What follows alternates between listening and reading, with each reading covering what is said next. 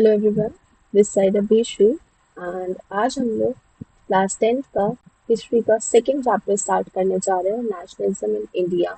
और आज पार्ट 1 के अंदर हम लोग कवर करेंगे what is nationalism, impact of first world war on India and the idea of satyagraha.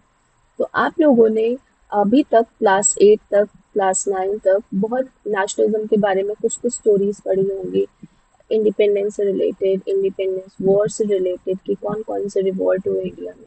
तो थोड़ा बहुत आइडिया तो होगा, बट हम लोग जानेंगे सबसे पहले कि नेशनलिज्म क्या होता है। नेशनलिज्म हमारे लिए एक पेट्रियोटिज्म है, एक देश भावना।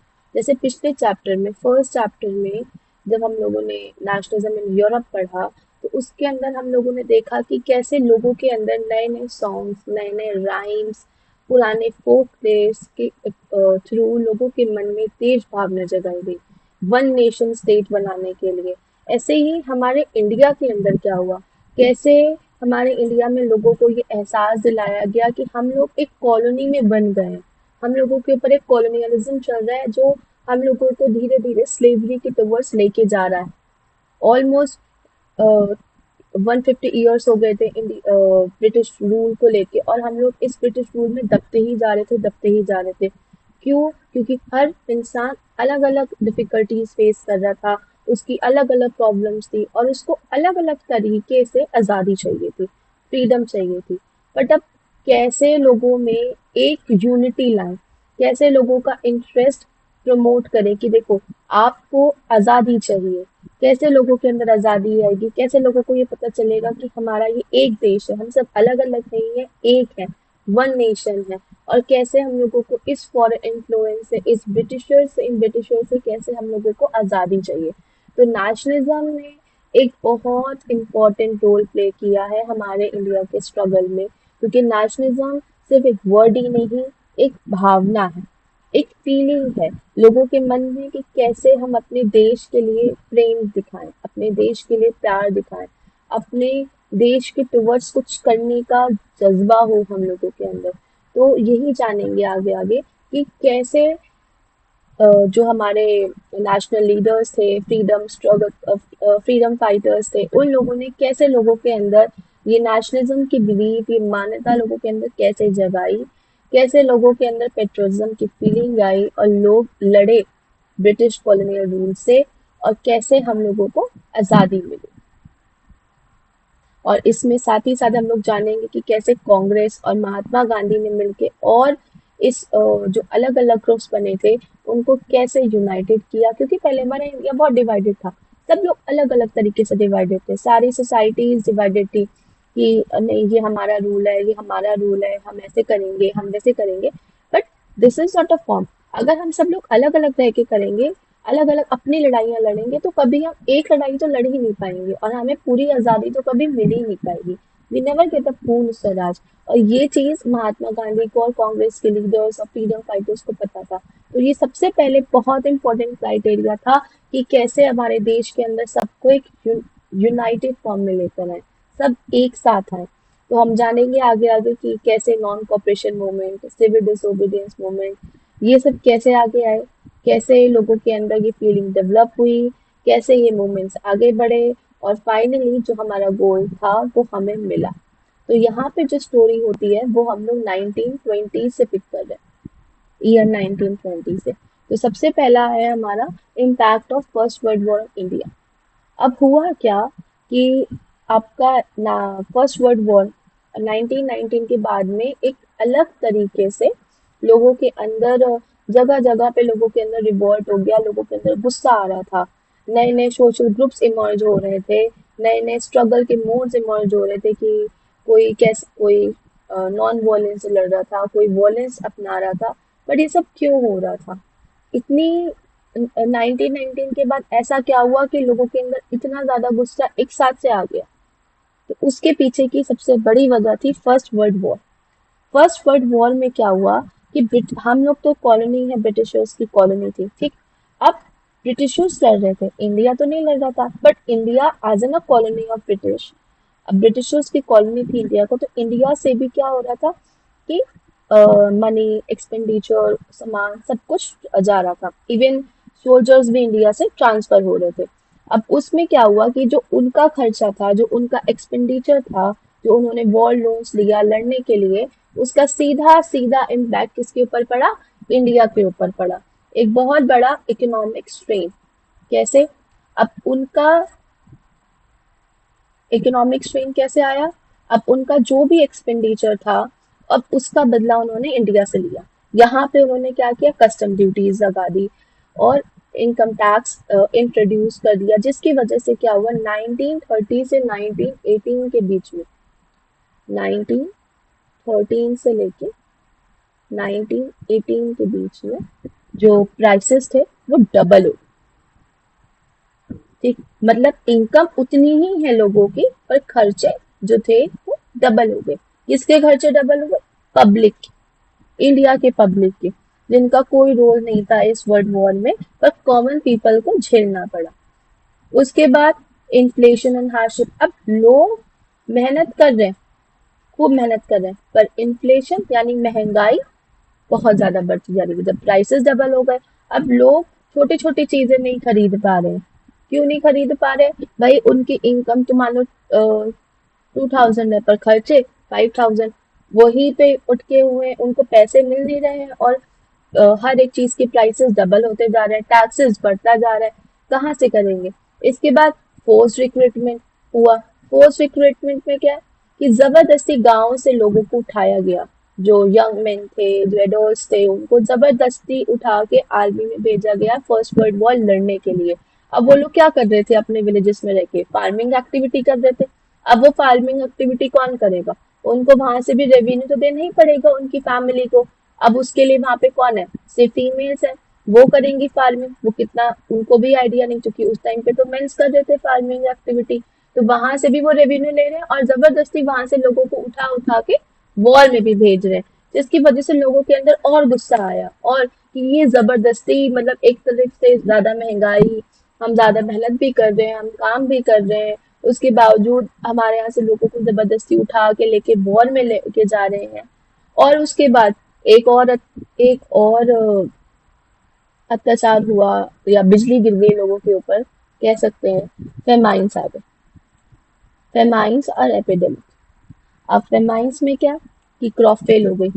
1918 और 1920-21 के बीच में हुआ। 1918 और 1919 के बीच में, 1918 से लेके 1919 के बीच में क्रॉप्स फेल हुई। बहुत जगह इंडिया के हिस्सों में अच्छा खासा क्रॉप फेल हुआ बारिश की कमी की वजह से, और पेस्ट पेस्ट की वजह से जो क्रॉप्स थे वो फेल हो गए। फूड प्रोडक्शन कम हो गया। अब महंगाई पहले से थी, फोर्स रिक्रूटमेंट हो ही रहा था, उसके बाद फेमाइंस आ गए, यानी कि क्रॉप फेल हो गया, फूड प्रोडक्शन कम, यानी कि एक्सपेंडिचर और ज्यादा, इन्फ्लेशन और बढ़ेगा, और साथ ही साथ एपिडेमिक आ गया। इन्फ्लुएंजा एपिडेमिक आ गया 1920 टू 21 के बीच में। कब आया था? 1920 से 1921 के बीच में इन्फ्लुएंजा एपिडेमिक आया। और ऐसा कहा जाता है कि इन्फ्लुएंजा एपिडेमिक की वजह से सेंसस के अकॉर्डिंग, 1921 के सेंसस के अकॉर्डिंग, करीब 13 मिलियन पीपल मरे थे। 13 million people die in famines under epidemic, because of famines in epidemic. भूख मरी, फूड प्रोडक्शन नहीं है, खाने के लिए कुछ नहीं है, भूख से मरे, इन्फ्लुएंजा एपिडेमिक से मरे, बीमारी से मरे। पर इसके लिए ब्रिटिश गवर्नमेंट ने कुछ नहीं किया।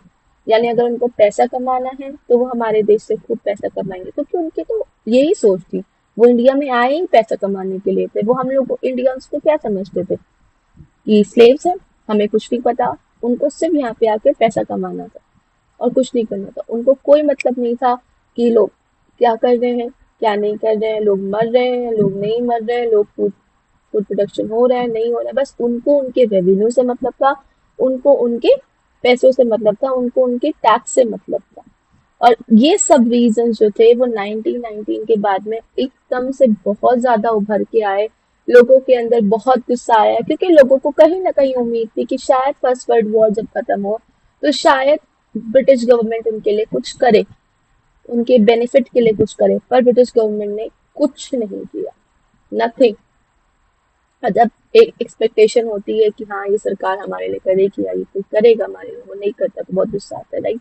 तो ऐसे ही लोगों के अंदर बहुत गुस्सा आया, लोग बहुत ज्यादा भड़क गए इन सब चीजों को लेकर कि इतनी मेहनत कर रहे हैं हम लोग, इतना कुछ कर रहे हैं, बट कुछ नहीं हो रहा, नथिंग, नथिंग हैपन। तो इसके बाद ये एक स्टेज था, ये एक ऐसा जरिया था कि इसके बाद वो और भी एक न्यू लीडर अपीयर हुए इस टाइम के बाद में, जिन्होंने एक न्यू मोड ऑफ स्ट्रगल है। अब तक लोग सबसे ज्यादा वायलेंस को अपना रहे थे, वायलेंस एक्टिविटीज हो रही थी, हमले कर रहे थे, ब्रिटिश गवर्नमेंट इन पे हमले कर रही थी। बट इसके बाद आए गांधी जी। और गांधी जी जब आए तो क्या लेकर आए? सत्याग्रह का आइडिया। क्या लेकर आए? सत्याग्रह। व्हाट इज सत्याग्रह? सत्याग्रह का मतलब क्या होता है? सत्याग्रह का मतलब होता है शांतिपूर्वक, यानी कि नॉन वायलेंस तरीके से चुपचाप आप बैठ के अपनी बात बोलो। गांधी जी का मतलब क्या था? कि आप नॉन वायलेंस तरीके से अपनी बात को, अगर आप सही हो, अगर आप सच हो, आपने कुछ गलत नहीं किया है, तो आपको वॉयलेंस अपनाने की जरूरत नहीं है। आप सच बोलो, सच के साथ रहो, और इसी को आगे बढ़ाओ, दैट इज सत्याग्रह। और अगर आप सच हो, मतलब अगर आप सच बोल रहे हो, आप सत्य के साथ हो, तो आपकी जीत जरूर होगी। अब गांधी जी आए थे जनवरी 1915 में इंडिया। कहाँ से आए थे? हम सबको पता है, साउथ अफ्रीका से आए थे, राइट। अब साउथ अफ्रीका से जब गांधी जी आए थे तो सत्याग्रह का आइडिया लेकर आए, और इस इतने कॉन्फिडेंट कैसे थे वो सत्याग्रह का आइडिया को लेकर? वो इसलिए इतने ज्यादा कॉन्फिडेंट थे क्योंकि वो साउथ अफ्रीका में सत्याग्रह के थ्रू एक लड़ाई लड़कर आए थे, और उसमें वो जीते भी थे। उन्होंने वहां पे वहां के रेशियस रिजीम, यानी कि जो साउथ अफ्रीका में फॉलो किया जाता था अपार्थाइड, अपार्थाइड के खिलाफ वो लड़कर आए थे। What is apartheid? अपार्थाइड मतलब कि वहां पर रेशियल डिस्क्रिमिनेशन होता था। Racial discrimination means between black and white, black people and white peoples के बीच में डिफरेंस था, डिस्क्रिमिनेशन था, कि वहां पे जो ब्लैक पीपल थे उनको कोई भी रिकॉग्नाइजेशन नहीं मिलता था। इस चीज को लेके गांधी जी वहां पे लड़कर आए थे, और वहां पे गांधी जी ने देखा था कि कैसे सच की जीत हुई, और सच हर एक चीज पे भारी पड़ रहा था। Power, emphasized of the truth means कि पावर, ट्रुथ की पावर क्या है, ट्रुथ कितना बड़ा हो सकता है। तो ये गांधी जी को पता था, क्योंकि गांधी जी इसको ऑलरेडी एक्सपीरियंस करके आए थे। और गांधी जी यही चाहते थे कि जब वो इंडिया आए तो उन्होंने इसी को ही आगे फॉलो किया, सत्याग्रह को, और उनको बहुत जगह इंडिया में भी जीत मिली। तो गांधी जी ने कहा कि वॉयलेंस का रास्ता ना अपना के हम नॉन वॉयलेंस का रास्ता अपनाएंगे, और हम इंडिया को आजाद कराएंगे, इस ब्रिटिश रूल से जरूर आजाद कराएंगे, पर सच के साथ करेंगे, आजाद कराएंगे, और नॉन वॉयलेंस अपना के आजाद कराएंगे। तो जब सबसे पहले गांधी जी इंडिया आए थे, उसके बाद उनका जो सबसे पहला मूवमेंट था वो था चंपारण डिस्ट्रिक्ट बिहार में 1917। अब 1917 में वो चंपारण गए थे बिहार में। अब चंपारण में क्या था, प्लांटेशन सिस्टम को लेके लड़ाई चल रही थी वहां के पीजेंट्स की। वहां के पीजेंट्स का कहना था कि वहाँ प्लांटेशन सिस्टम्स, जो प्लांटेशन हो रहे थे टी और कॉफी, इंडिगो के, उस चीज को लेके उनका स्ट्रगल था कि वहां पे स्पेशली इंडिगो का स्ट्रगल था चंपारण में, कि इंडिगो प्लांटेशन हो रहा है, और उनके लिए कोई जो ब्रिटिश गवर्नमेंट है वहाँ के जो रूल्स हैं वो उनके लिए नहीं सही है, चंपारण डिस्ट्रिक्ट के पीजेंट्स के लिए। तो उस चीज के लिए जब गांधी जी वहां गए और वहाँ के पीजेंट्स को पता चला कि गांधी जी आए और उनका ऐसा ऐसा आइडिया है, वैसे हमारी हेल्प कर सकते हैं, तो वहाँ के पीजेंट्स गए गांधी जी से हेल्प करने, मांगने के लिए। गांधी जी ने उनकी हेल्प करी, वहाँ पे सत्याग्रह मूवमेंट चलाया, और उनको बेनिफिट मिला। नेक्स्ट उनका इवेंट था खेड़ा डिस्ट्रिक्ट। खेड़ा डिस्ट्रिक्ट गुजरात में, गुजरात में उनका वहाँ पे क्रॉप फेलियर हो गया था। प्लेग एपिडेमिक की वजह से वहाँ पे लोगों की जो क्रॉप थी वो फेल हो गई थी, जिसकी वजह से लोगों को बहुत ज्यादा नुकसान झेलना पड़ रहा था, और वो रेवेन्यू देने की हालत में नहीं थे। उनको अपना रेवेन्यू माफ कराना था, पर गवर्नमेंट उनका रेवेन्यू माफ नहीं कर रही थी।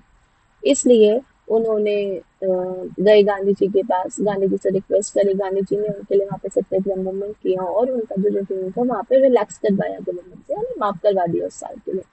उसके बाद उन्होंने अपना नेक्स्ट मूवमेंट किया था अहमदाबाद में 1918 में। 1918 में अहमदाबाद में उन्होंने अपना मूवमेंट किया था। अहमदाबाद में उनका जो मूवमेंट था वो कॉटन मिल वर्कर्स के लिए था। कॉटन मिल वर्कर्स को उनके जो बेसिक फैसिलिटीज थी मिल्स के अंदर जो उनको मिलना चाहिए था, जो उनको सैलरी मिलनी चाहिए थी, वो सब नहीं मिल रही थी। तो वो प्रॉब्लम लेके वहाँ के जो वर्कर्स थे वो गांधी जी के पास गए थे और गांधी जी ने उनके लिए भी अहमदाबाद में सत्याग्रह किया और वहाँ पे उनके जो हक थे उनको दिलवाए थ्रू सत्याग्रह। तो ऐसे लगातार जब वो आए और आते साथ ही 3 सत्याग्रह मूवमेंट करके चंपारण, खेड़ा और अहमदाबाद के जो पीजेंट्स, वर्कर्स, फार्मर्स थे उनको उनका हक दिलवाया, उनको उनकी मांगे दिलवाई। तो गांधी जी को और कॉन्फिडेंस आ गया कि हाँ, सत्याग्रह से हम काम कर सकते हैं और सत्याग्रह आगे सक्सेस हो सकता है, it will be succeeded, right. तो गांधी जी इसी आइडिया को लेके आगे चले। तो यहाँ हमारा पार्ट 1 ओवर होता है और हम लोग अब नेक्स्ट पार्ट में मिलेंगे जिसमें हम लोग आगे के फर्दर टॉपिक्स को इंक्लूड करेंगे। So thank you class. तो मिलते हैं नेक्स्ट पार्ट।